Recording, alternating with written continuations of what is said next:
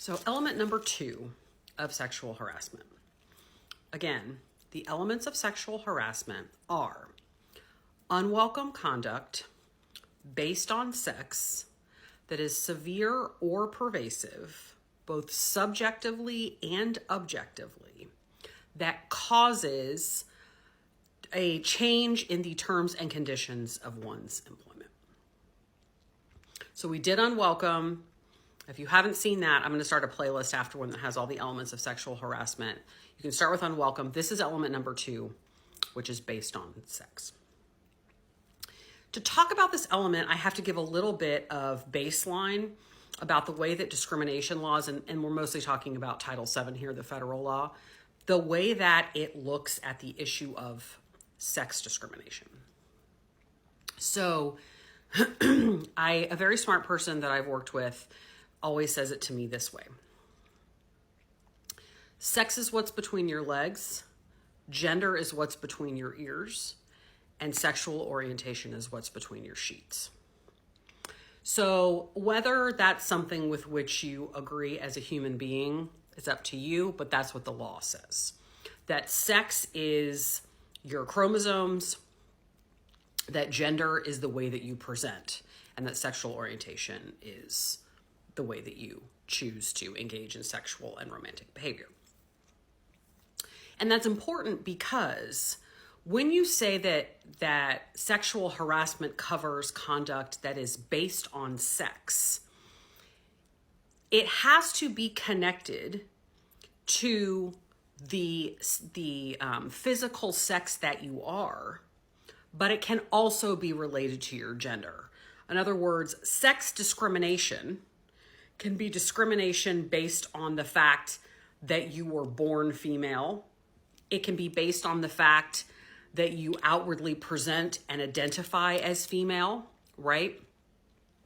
So when I say based on sex, that sort of covers all of those notions. It covers sex, it covers gender, it covers sexual orientation. And as of 2020, in the Bostock case, it also covers gender identity. Because what the Supreme Court found in that case was that you cannot determine someone's gender identity without also looking at their sex, because the issue of gender identity is, does the gender and the sex match, right? Does what's between your legs and what's between your ears match? Ergo, sex discrimination also includes gender identity. So it covers sex, gender, sexual orientation, and gender identity. So that's number 1. So for purposes of sexual harassment, of course, the traditional based on sex type of conduct for sexual harassment is sexual advances, right? People making sexual advances towards you either verbally or physically. And I do think of Blake Lively's incidents that she's put in her complaint, at least 2 of them fit into that category.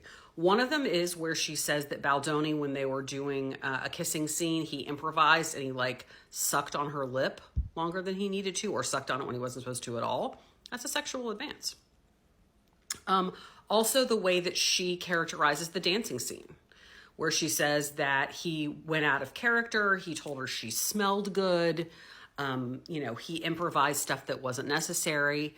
I read that as her saying that was a sexual advance. So that would definitely fit within based on sex. That is sort of the traditional based on sex. But it doesn't have to be, right? Based on sex does not have to be sexual, right? That's one of the sort of misunderstood things about sexual harassment. The sexual is that it's based on sex, not that it's sexual. So the other 2 things she cites in her complaint, I don't think she's saying are sexual advances. She's saying they are things that happen to her because she is a woman, and only because she is a woman. So of course, men can be sexually harassed too, right? If a man said, this only happened to me because I am a man, that would be sexual harassment as well.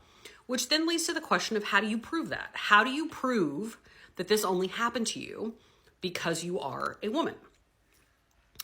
And the answer is oftentimes what the law calls comparators.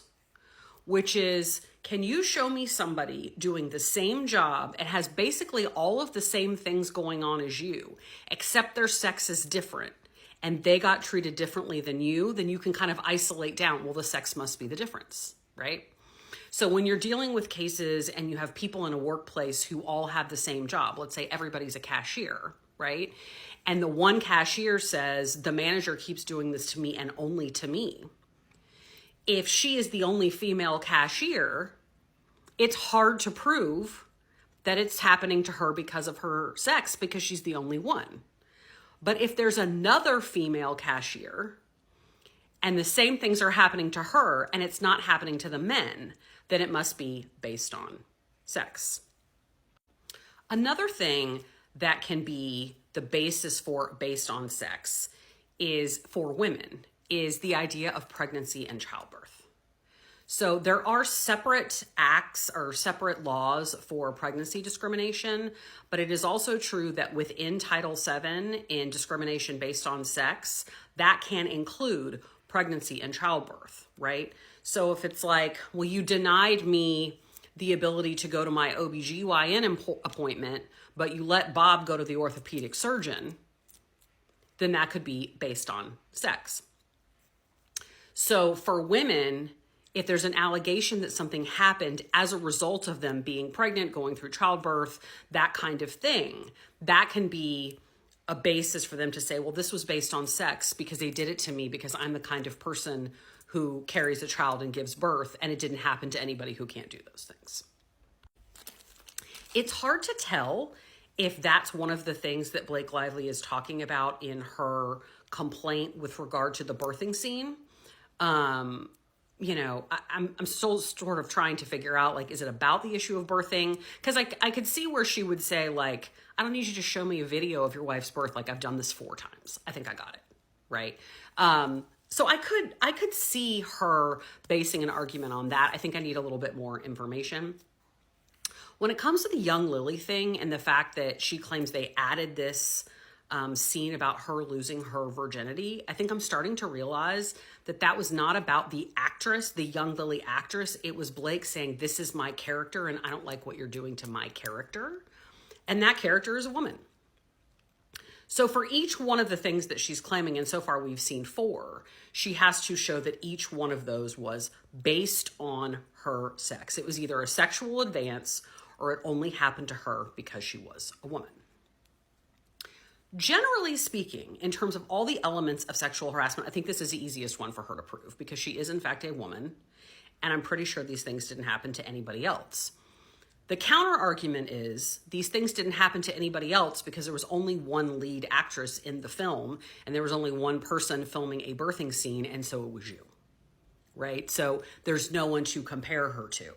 That would really be the only argument that Baldoni would have, but I don't even know that that's worth making because this one is a pretty easy bar for her to get over. And because I know someone will ask, is this where the other people's complaints come in? Is this where Jenny Slate or Isabella Ferrer or whoever else's complaints come in? Sort of. She could try to use them as comparators, right? And say, or actually kind of anti-comparators, only women made complaints on this film set. Only women had an issue with the way he talked to people. Only women were made uncomfortable by the things he did on set. That could be evidence to support it was based on sex, but again, she cannot use that to mean that because other people thought he was creepy, that automatically means that he was creepy to her. But it can bolster this particular element of based on sex. From what I read in the Hollywood Reporter article, he may have been like this with men too. I do not know. But generally, I think this is the easiest one for her to meet. I think of all of the elements of sexual harassment, if there's one where you just sort of go, yeah, she's got that, check the box, this is the one. So let me know what questions you have and I'll do my best.